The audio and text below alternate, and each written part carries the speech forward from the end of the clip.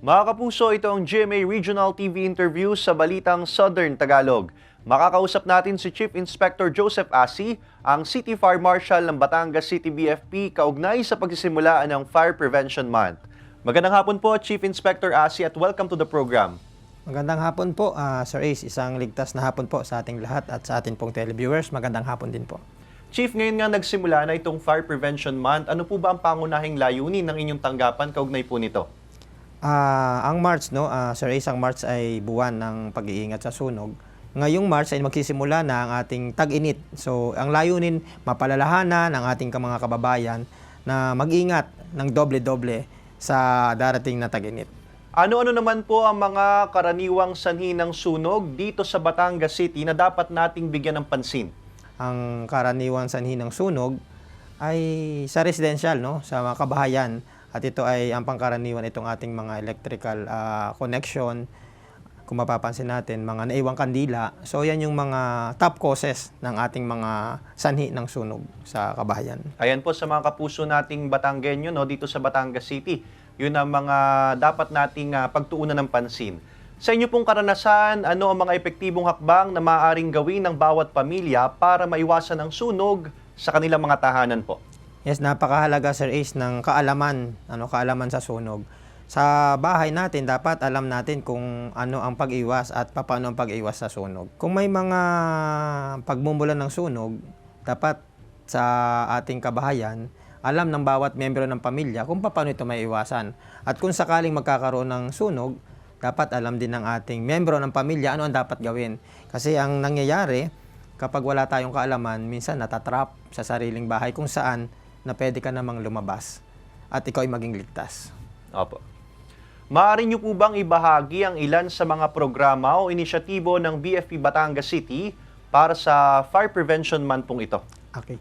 Sir Ace, wala pa ang Fire Prevention Month, hindi pa natin ito ino-observe.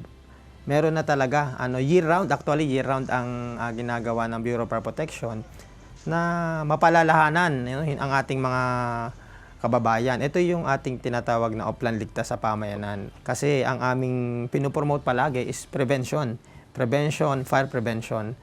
It's better to prevent than to suppress fire. So kung meron tayong prevention, may kaalaman tayo sa pag-iwas sa sunog, malaki ang posibilidad na hindi na tayo magkakaroon ng apoy. Okay po. Ano ang dapat gawin ng ating mga kapuso sa oras na may mangyaring sunog? At ano po ang mga paunang hakbang sa pagdikas o pagliligtas po ng sarili? Magandang tanong, Sir Ace. Actually, kung mapapansin din natin, marami ang hindi nakakaalam sa numero ng ating fire department. Napakahalaga na ma-inform o mabigyan agad ng kaalaman or ma-alarm agad ang ating fire department just in case may sunog. Kahit ito ay maliit pa lang, habang tayo ay inaapula natin ito, kailangan ma-inform ng fire department. Para just in case, na ito'y lumaki, nandyan na sila. Napakalaking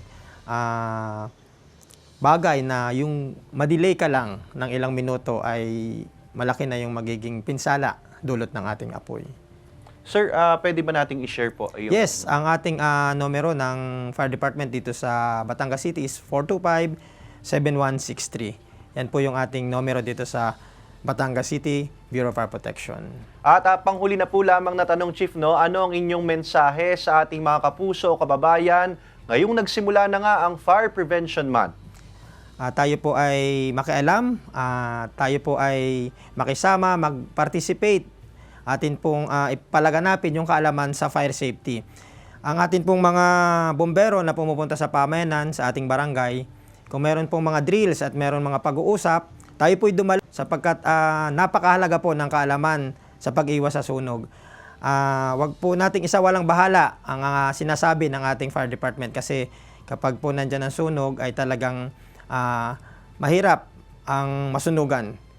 Maraming salamat po sa paglalaan ng inyong oras, Chief Inspector Joseph Asi, ang City Fire Marshal ng Batangas City BFP.